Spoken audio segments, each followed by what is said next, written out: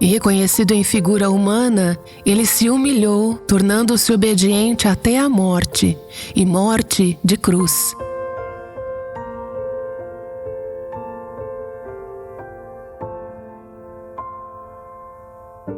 Este é o Aviva Nossos Corações, com Nancy DeMoss Wogemuth, na voz de Renata Santos.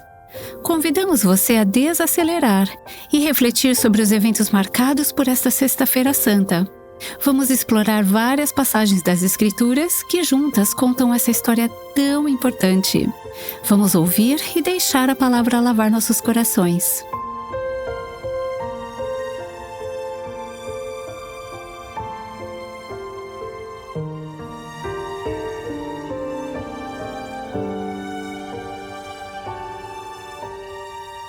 E levaram Jesus para o Gólgota, que quer dizer lugar da caveira. Quiseram dar-lhe para beber vinho misturado com mirra, mas Jesus não aceitou. Então o crucificaram e repartiram entre si as roupas dele, tirando a sorte para ver o que cada um levaria. Eram 9 horas da manhã quando o crucificaram. Marcos 15, 22 a 25. Antes de tudo, entreguei a vocês o que também recebi, que Cristo morreu pelos nossos pecados, segundo as Escrituras. 1 Coríntios 15, 3. Cristo nos resgatou da maldição da lei, fazendo-se Ele próprio maldição em nosso lugar. Porque está escrito: maldito todo aquele que for pendurado em madeiro. Gálatas 3, 13. Aquele que não conheceu o pecado, Deus o fez pecado por nós, para que nele fôssemos feitos justiça de Deus. 2 Coríntios 5, 21. Pilatos escreveu também um título e o colocou no alto da cruz. E o que estava escrito era: Jesus Nazareno, o Rei dos Judeus. Muitos judeus leram este título, porque o lugar em que Jesus havia sido crucificado era perto da cidade, e estava escrito em hebraico, latim e grego. Os principais sacerdotes dos judeus disseram a Pilatos: não escreva Rei dos Judeus, e sim, ele disse: sou o Rei dos Judeus. Pilatos respondeu: o que eu escrevi, escrevi.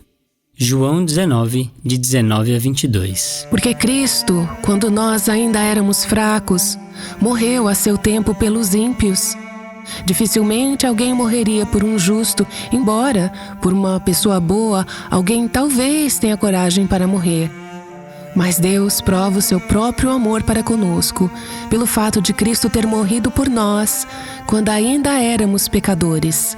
Romanos 5, 6 a 8. Quando chegaram ao lugar chamado Calvário, ali o crucificaram, bem como aos malfeitores, um à sua direita, outro à sua esquerda. Mas Jesus dizia: Pai, perdoa-lhes, porque não sabem o que fazem. Lucas 23, 33 e 34. Nele temos a redenção pelo seu sangue, a remissão dos pecados, segundo a riqueza da sua graça. Efésios 1, 7. Logo, muito mais agora, sendo justificados pelo seu sangue, seremos por ele salvos da ira. Porque se nós, quando inimigos, fomos reconciliados com Deus mediante a morte do seu Filho, muito mais, estando já reconciliados, seremos salvos pela sua vida. Romanos 5, de 9 a 10.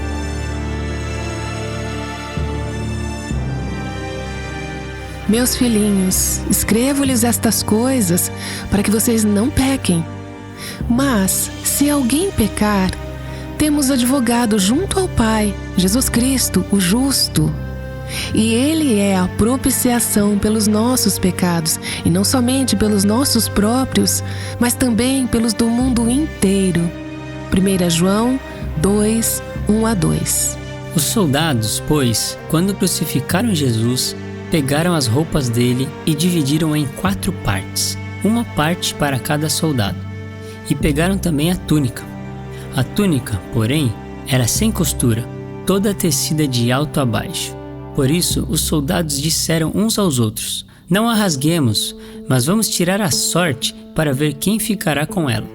Isso aconteceu para que se cumprisse a Escritura, que diz: repartiram entre si as minhas roupas, e sobre a minha túnica lançaram sortes. E foi isso que os soldados fizeram.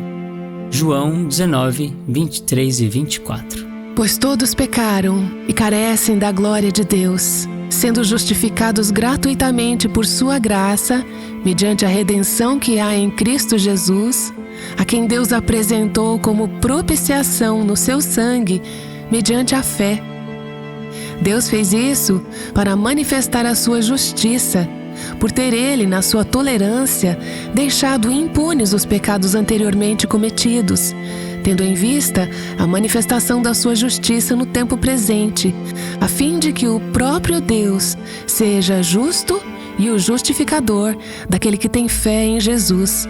Romanos 3, 23 a 26.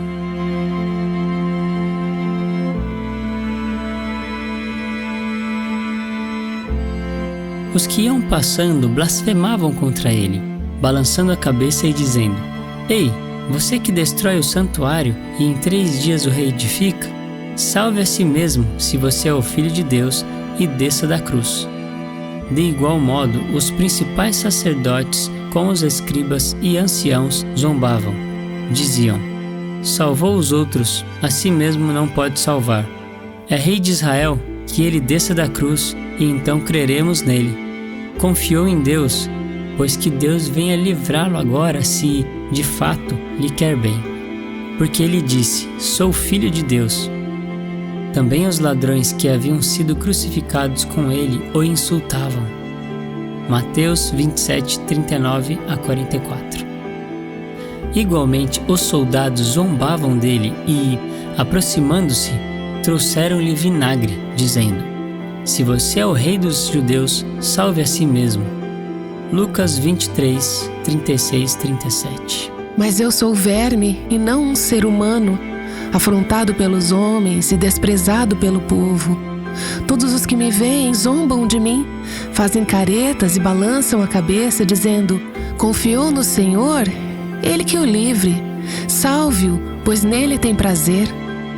Salmo 22, 6 a 8.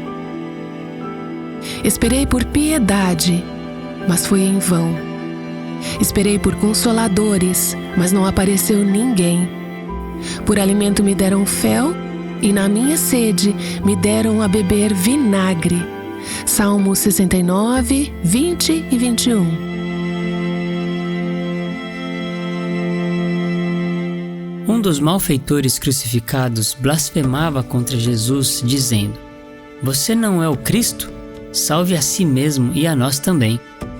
Porém, o outro malfeitor o repreendeu, dizendo: Você nem ao menos teme a Deus, estando sob a igual sentença? A nossa punição é justa, porque estamos recebendo o castigo que os nossos atos merecem. Mas este não fez mal nenhum. E acrescentou: Jesus, lembre-se de mim quando você vier no seu reino. Jesus lhe respondeu: Em verdade lhe digo que hoje você estará comigo no paraíso. Lucas 23, 39 a 43.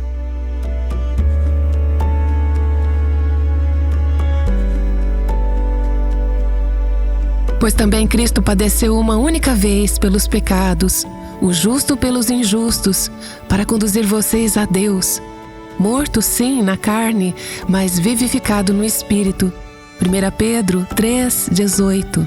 E junto à cruz estavam a mãe de Jesus, a irmã dela, Maria, mulher de Clopas, e Maria Madalena. Vendo Jesus a sua mãe e junto dela o discípulo amado, disse: Mulher, eis aí o seu filho. Depois disse ao discípulo: Eis aí a sua mãe. Dessa hora em diante, o discípulo a tomou para casa. João 19, 25 a 27. Carregando ele mesmo em seu corpo, sobre o madeiro, os nossos pecados, para que nós, mortos para os pecados, vivamos para a justiça. Pelas feridas dele, vocês foram sarados. 1 Pedro 2, 24. Chegado ao meio-dia, houve trevas sobre toda a terra até as 3 horas da tarde. E às 3 horas, Jesus clamou em alta voz: Eloi, Eloi, lema sabachthani. Isso quer dizer, Deus meu, por que me desamparaste? E alguns dos que estavam ali, ouvindo isto, diziam: Vejam, ele chama por Elias. E um deles correu para embeber uma esponja em vinagre e, colocando-a na ponta de um caniço, deu-lhe de beber, dizendo: Esperem, vejamos se Elias vem tirá-lo. Marcos 15, 33 a 36. Porque Deus achou por bem que nele residisse toda a plenitude e que, havendo feito a paz pelo sangue da sua cruz, por meio dele, reconciliasse consigo mesmo todas as coisas, quer sobre a terra, quer nos céus.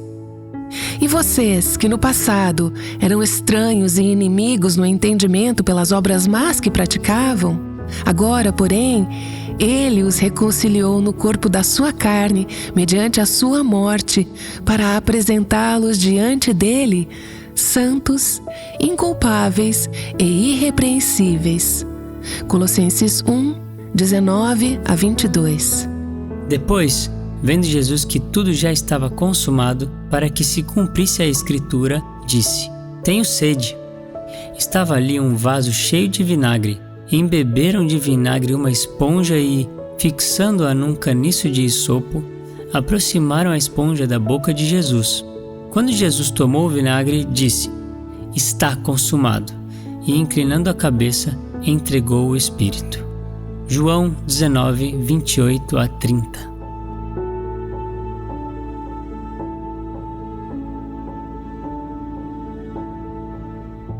Ora, todo o sacerdote se apresenta dia após dia para exercer o serviço sagrado e oferecer muitas vezes os mesmos sacrifícios, que nunca jamais podem remover pecados.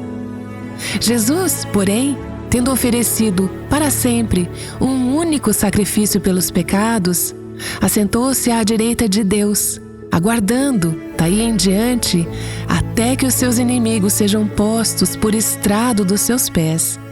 Porque, com uma única oferta, aperfeiçoou para sempre os que estão sendo santificados. Hebreus 10, de 11 a 14. Sabendo que não foi mediante coisas perecíveis, como prata ou ouro, que vocês foram resgatados da vida inútil que os seus pais lhes legaram, mas pelo precioso sangue de Cristo, como de um cordeiro sem defeito e sem mácula.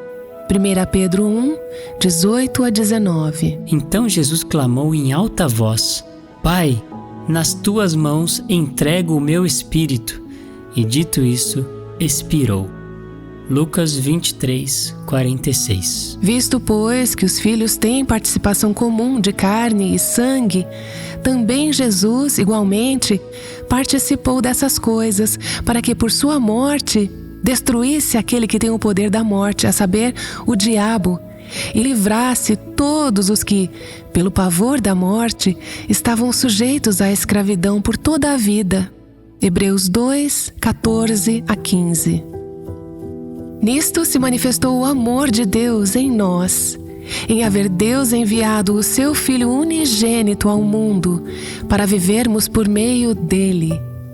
Nisto consiste o amor, não em que nós tenhamos amado a Deus, mas em que Ele nos amou e enviou o seu Filho como propiciação pelos nossos pecados. 1 João 4, 9 e 10. Eis que o véu do santuário se rasgou em duas partes, de alto a baixo. A terra tremeu e as rochas se partiram. Os túmulos se abriram e muitos corpos de santos já falecidos ressuscitaram. E saindo dos túmulos depois da ressurreição de Jesus, entraram na cidade santa e apareceram a muitos. O centurião e os que com ele guardavam Jesus, vendo o terremoto e tudo o que se passava, ficaram possuídos de grande temor e disseram: verdadeiramente este era o Filho de Deus. Mateus 27, 51 a 54. Porque nos convinha um sumo sacerdote como este, santo, inculpável, sem mácula, separado dos pecadores e exaltado acima dos céus, que não tem necessidade, como os outros sumos sacerdotes, de oferecer sacrifícios todos os dias, primeiro por seus próprios pecados, depois pelos pecados do povo. Porque fez isso uma vez por todas, quando a si mesmo se ofereceu. Hebreus 7, 26 a 27. Ele não entrou para oferecer a si mesmo muitas vezes, como o sumo sacerdote entra todos os anos no Santo dos Santos, com sangue alheio. Se fosse assim, ele precisaria ter sofrido muitas vezes desde a fundação do mundo. Agora, porém, ao chegar o fim dos tempos, ele se manifestou uma vez por todas, para aniquilar o pecado por meio do sacrifício de si mesmo. E, assim como aos homens está ordenado morrerem uma só vez, vindo depois disso o juízo, assim também Cristo, tendo se oferecido uma vez por todas para tirar os pecados de muitos, aparecerá a segunda vez, não para tirar pecados, mas para salvar aqueles que esperam por ele. Hebreus 9, de 25 a 28. Então, para que os corpos não ficassem na cruz durante o sábado, visto que era o dia da preparação e era grande o dia daquele sábado, os judeus pediram a Pilatos que fossem quebradas as pernas dos crucificados e fossem tirados das cruzes. Os soldados quebraram as pernas dos homens que tinham sido crucificados com Jesus, primeiro de um, depois do outro. Quando, porém, chegaram a Jesus, vendo que já estava morto, não lhe quebraram as pernas. Mas um dos soldados lhe abriu o lado com uma lança, e logo saiu sangue e água. Aquele que viu isso dá testemunho, e o testemunho dele é verdadeiro. E ele sabe que diz a verdade, para que também vocês creiam. E isso aconteceu para que se cumprisse a Escritura: nenhum dos seus ossos será quebrado. E outra vez diz a Escritura: olharão para aquele a quem transpassaram.